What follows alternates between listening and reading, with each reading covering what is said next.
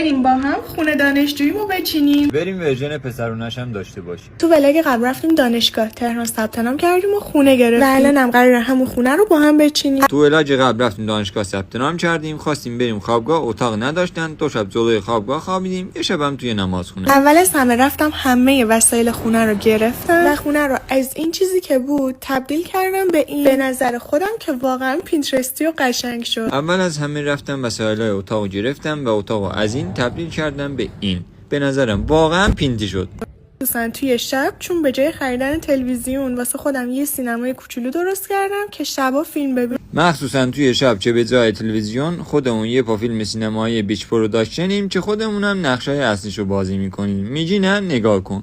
اینم از آشپزخونه که به نظرم خیلی وایب خوبی داره. و اینم از آشپزخونه که به نظرم خیلی وایب خوبی داره و کلی حس فراوون داره.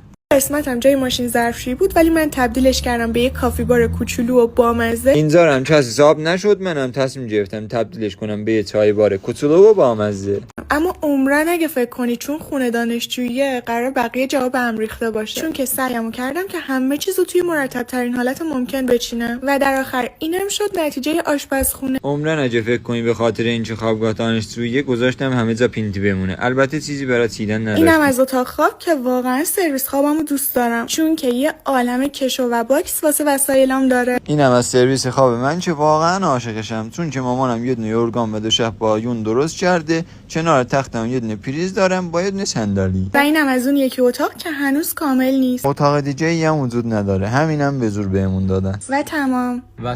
بچه‌ها انصافا کدومش، من یا اون؟